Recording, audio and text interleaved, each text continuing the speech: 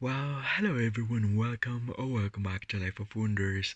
This is Polo and I love making videos of dolls, toys and Disney collectibles. And as always, if you like this kind of content and you feel like supporting the channel, then you already know what to do. So today I thought I would share with all of you an in-depth analysis and review of the live action of The Little Mermaid that was released just yesterday, and I will do so by using the Mattel figurines because luckily 90% of the important characters in this movie are represented in figurine form, so that's pretty cool. So okay, I would like to start by saying that as to this day, I believe my number one favorite live action adaptation of any given Disney princess storytelling has to be 2015 Kenneth Branagh's Cinderella. Although this one comes as a very, very close second. And the reason I believe I love the 2015 Cinderella's remake is because in that adaptation, even though they changed quite a few things, that are portrayed so differently than in the animation, and nobody, by the way, complained about that back then. Um, it's an amazing jewel, and the reason is because I think that Kenneth managed to put it all together with a few dramatic points that are very effective when making you feel emotional from the very beginning. That is, from the moment in which they explained the passing of Cinderella's mom, to the passing of her dad, and then all these are going to be quite sad, but when Kate's father, um, you know, gives his approval to the prince, and he's just about to also pass, and then at the very end, when they are reunited, I don't know, there are so many elements, so many moments in which they manage to make those moments incredibly emotional. So I believe that's the reason why, although I think that that adaptation would have benefited by having musical numbers, which it didn't have. And I think with that it would have been perfect. But anyhow, today is the time for the Little Mermaid live action. And I said, to me, is a very close second. And I think I don't know, it kind of fights to be number one in a way, but it doesn't, to me at least, it didn't feel as emotional as I felt Cinderella. But this is a very, very, very good movie. Yeah, and the fact that I'm just ranking it higher to both Aladdin and Beauty and the Beast, which it's very weird because in terms of animation, my top three would be probably, I think, I think it would be, or my top four if I have to include Cinderella. In cartoon version, it would be Aladdin, followed by Beauty and the Beast, then probably The Little Mermaid, and then Cinderella. And in the live action remakes, my ranking is Cinderella, now The Little Mermaid, then Aladdin, and I believe the fourth would have to be Beauty and the Beast. A bit unfortunate, but the thing is, I believe that what's different and what's better in this one than both Aladdin and Beauty and the Beast is that the development of the falling in love emotion between Eric and Ariel and Ariel and Eric is just so much better played and developed, I think, throughout the movie, which is something I believe in the Beauty and the Beast adaptation that was lacking.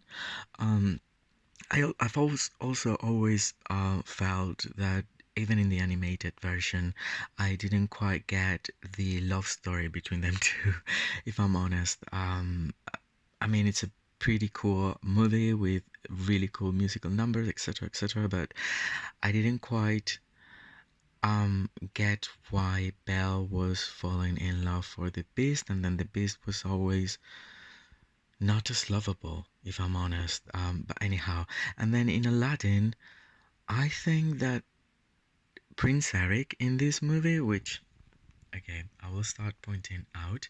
Here we have the figurine. Prince Eric is the most charismatic prince played in any of the given live action remakes so far. And I was so surprised because I thought, first of all, as in the doll form or sphere, they haven't given him as much importance. I thought, okay, so they will be probably washing out his role, trying to highlight a bit more the role of Ariel and probably the sisters, and I don't know. But the thing is, they actually dedicated so much time to Eric, which I think it was very important because in the original animated version, um, you hardly understand as much why they're so in love. In fact, it's basically like, okay, he was saved by her in a shipwreck, and then he hardly remembers her, but just like a very very quick image that he remembers, but he's completely in love with her, and then this thing happens to her, and then when she's transformed into a human, those 3 days just happen so fast and without them interacting enough to justify their true love, in my opinion, like, if I'm honest. And that's probably why um the animated version comes third to me, because even though I loved it and I love the musical numbers and I love the fact of dealing with mermaids, and it's just so much fun, um, never truly got the true love feeling between these two, because especially Eric wasn't as charismatic. I mean, Ariel was, but not Eric. And in this version, Eric is just so incredibly charismatic and lovable. And I think that the way Jonah Howard King has played this role is magnificent, to say the least. Then I also have to say the same about Halle. I think she's the perfect Little Mermaid. I can't imagine any other actress bringing her to life as Halle done it. In my opinion, I think that the essence and the naive feeling, and the sweetness and the voice, of course, but just like everything that would define Ariel in terms of her soul, um, it's perfectly brought to life by the performance of Halle, both as a mermaid and then in human form. I loved it. And then the two other characters that, well, the three other characters that, in my opinion, um, are incredibly good in this movie, which I was not expecting. Um, First of all, is King Triton. Um, Wow, seriously, I was not expecting Javier Bardem to give this very in-depth, um, complex role of the father of Ariel as a father more than a king. And I think that the moments in the movie that kind of feel more most emotional are probably the ones that involve him. So yeah, that was so cool. That was, yeah, super super good. Then Melissa McCarthy is amazing as Ursula. I think she's done her um, real justice, and I love her portrayal and version of her.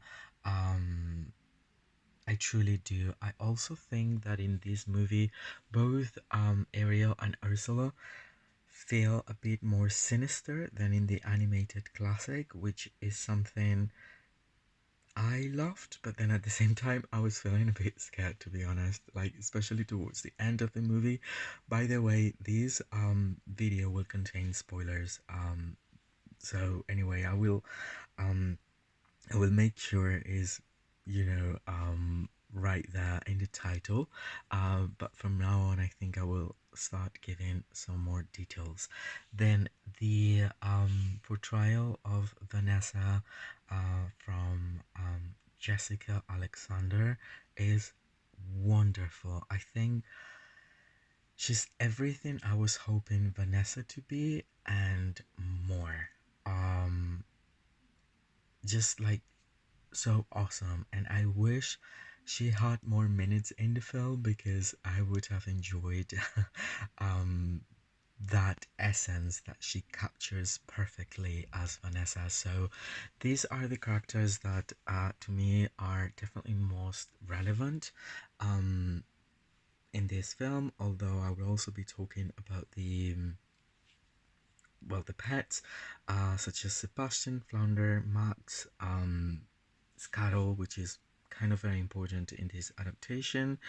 And then I was very disappointed to find out that the sisters were not given any sort of importance whatsoever, other than just being Ariel's sisters, which I thought that would have been changed somehow, especially after getting so many figurines that are exactly like them, new sculpts for the dolls, toddler dolls. I mean, so I assumed that they would have a much bigger impact within the plot, but the truth is that they only appear in three sequences.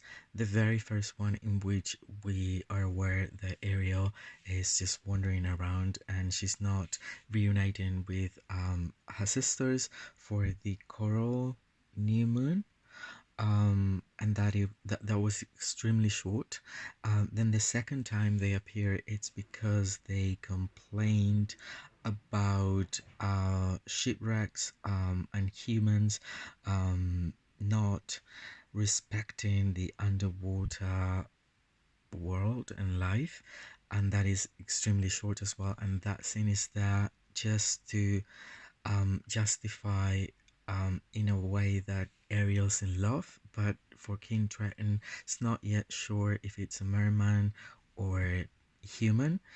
And then the very last section or sequence in the movie, in which they kind of give the approval of the faith of Ariel, and that's it. But that's it. I mean, we just know that they represent the seven seas in this movie, which from the books, um, it appeared that they were representing seas that are made up. But then in this movie, they refer to areas in the world such as Brazil, and well, it's definitely happening in the Caribbean region. That is for sure, even though they filmed the exterior and I believe probably the shore um, depictions of the island in Sardinia in Europe. It's definitely happened in the Caribbean. Anyway, they mention Brazil, Venezuela and Colombia, and Cartagena. Um, Obviously, the India, so Cartagena in Colombia. Um, and so I mean, in a way that we're referring to the actual world. It's just like a mixed up thing that I will try to somehow explain. But anyway, they just don't appear anymore than that. So I know that there's a sequel. I know that it's been signed already, and they've started working on it. So I hope that for the second, in which they might have much more creative liberties, they give us a more complex and explored take on the merfolk sphere in general, because the thing is, up until the very end of the movie, you don't see any other mermaids or any other merman, by the way, or merman, um, not at all. Which is very crazy because I don't know. I mean, King Triton is supposed to be the ruler, and so um, I would imagine to have enjoyed like a scene in which we explore, even if it's just like an overview of the underwater kingdom of Atlantica, but that doesn't happen. And it's only at the very end of the movie that the sisters reappear again to give their blessing, I guess, to Ariel's faith. That a few other mermaids and mermen appear. By the way, the two like mermen that are really captured on camera both have very bright pink tails, which is something I very much enjoyed. But other than that, that's it. That's their world. And I believe probably they were running out of, like, because they used all the extra minutes to explain the falling in love between Eric and Ariel on land, and I believe that was necessary, and probably they just didn't have as much time. Plus, they had to cover all the original sections. I mean, it's true. Now, I will say there are, I believe there are two new musical numbers in this movie. The one that's coming with Eric, which I loved. I believe it's my favorite from, sorry, three musical sections. There's the Eric one, there's the Ariel on land for the first time, which was not as good as I was expecting. Um, and then this cattle rap, which was fun. Now, having said this, I have to say that Scuttle is amazing in this movie. It just comes with a lot more personality, I think. Even though the original had a very big personality, but I think that its role is much more important because, and it takes over Flounder a little bit because Flounder is just like, I mean, it's there again at the beginning of the movie in a replica of Ariel wandering around the shipwrecks underwater with the shark coming after them, and then a few other times, but for just a few words, and then most of the times is Sebastian and Scuttle this time, and probably that's because there's a lot of time on the surface, and again, Flounder cannot be on the surface as much, so that is why he's been erased a little bit.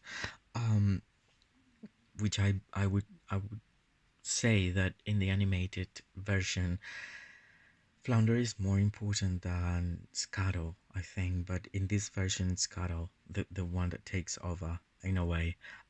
Aquafina's performance is amazing, and I have to say that it feels so different in Spanish just because of the changing of that voice. I think that is very important to try to enjoy the original one because yeah, that is completely lost. At least I watched the Castilian Spanish version, and so Scuttle didn't um get me as much as in the original version.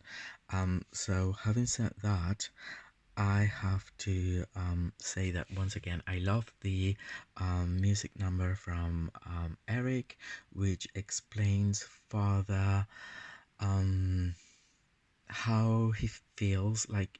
In a way, he feels like very parallel to how Ariel feels underwater, but on the surface, he wants to explore more. He wants to use um, what he knows to make the world a better one.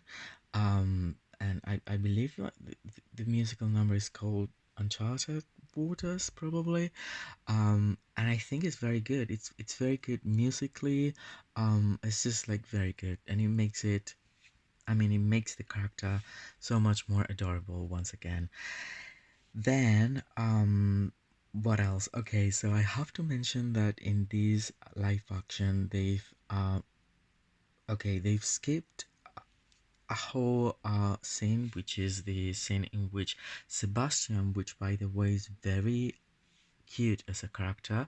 I think that the person that gives him voice does it in a really cool way that it's almost like watching the animated version in a way. And so what is it that I wanted to say? Sorry, just got lost. Okay, so the full moment of him just about to be cooked by the cook in the palace, it's been removed, but I mean it completely makes sense because in this version, Sebastian is just a realistic crab, so y- y- it wouldn't have been possible, I believe, to make that scene as funny as in the animated one. And then when it comes to two important songs, which is Kiss the Girl and Poor Unfortunate Souls by Ursula or Melissa, this time they've changed things, but the changes, in my opinion, are so incredibly silly. Like, I think they could have just kept the original songs entirely. First of all, I kind of understand why they removed the section of the sequence in which Ursula explains to Ariel that she doesn't have to have a voice because that's not like as much important for any girl to be likable, and that she could use the body language. And so, okay, that's been removed, and I understand why, and I kind of understand that better for the Ursula section of it. But then in the Kiss the Girl musical number, I mean, it's been like in the news and everything, like they've added that asking for permission or whatever when Sebastian is talking to or singing rather to Prince Eric and suggesting to kiss Ariel. But then I have to say I didn't quite get it because they've referred to it as if it was a matter of consent, but in the movie, the way it's being done, it's basically by Eric asking, "Do you want to try?" And it isn't very much understood by neither Ariel or myself that it was the kissing thing. In fact, I think that Ariel's beliefs um, that is about controlling the boat. So if it's not that clear what you're asking for, what is the meaning of it all? Because if you're asking for consent, you should be more explicit than that. So I really don't know. I mean, um, anyway, it was a very charming and magical moment. I loved it. I think it was as magical as in the animated, if not more. But then that whole topic of discussion, I think it's been exaggerated, and it doesn't impact as much as they think it would, in my opinion. So that's what I have to say. Um, and then what else? What else? Okay, so Right. Then in this movie, I will be also sharing out loud Eric's adopted, basically, and that's how he comes to not feeling quite in his element, I would say, within the palace rules, and he was rescued from a shipwreck when he was a baby. I don't know if that is the case in the original. Like seriously, I by now I don't know. But I don't think that's ever explained in the original as such. And in this version, I believe that they've also made clear that Ariel's mother was killed by humans, and quite possibly, if we judge the beginning of the movie, she was captured. Like I know that in the animated section of it happened differently in the second sequel or prequel that they released back in 2005 or around. But in this one, I believe it's about her being um, captured by humans, and I and that is very important because that gives the explanation that King Triton needs for hating so much the life on the surface. So all those things were perfectly synchronized for this version, and all these things were lacking in the first animated classic. So in a way, I'm very grateful that they've expanded you know what's going on. And then also in this version it's very clear that Ursula and King Triton are related, they're siblings, and she's very pissed at him, and I think that's cause something happened in the past that is not quite yet explained, but probably it will be in the future.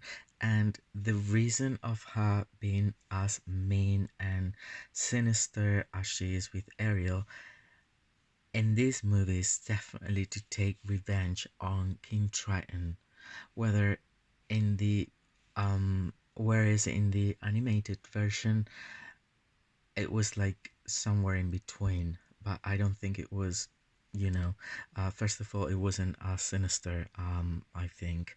But anyway, so I loved it. I would say, to me, if I have to give it a grade, it would be an 8.5 out of 10. And I really can't wait to watch it many more times. What else? Max, it's very cute in this version, and there is a very nice touching scene in which Ariel actually interacts with Max in a way that it doesn't happen in the original animated version, and I think it's very sweet.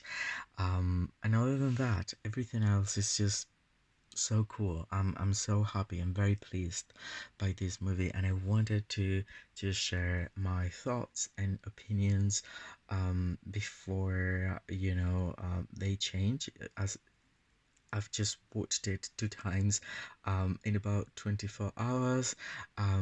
Once again, normally, like if I had recorded this review yesterday, I would have said I after 5 years of production, I don't think the underwater sequences were as good for 5 years of post production, or 4 years of them. Um, but after watching it in 3D, it makes a big difference. It really does. So that's why I'm not pointing it out as much as I would have done without the second screening. So anyway, I hope you've enjoyed this. I normally don't make any reviews or anything like that, but seriously, I was so excited, and it's been so anticipated, this movie, that I needed to share it with all of you because you've been with me all the way. not just for the merch, but for the excitement of this release. So go watch it if you haven't already. I hope I'm not spoiling anything for you. I will try to make it clear on the title. And if you've enjoyed this review of the movie, let me know. Just let me know anything that you feel about it in the comment section down below. As always, I will be more than happy to get back to you. For now, I hope you all stay safe, and I'll see you very, very soon. Bye bye.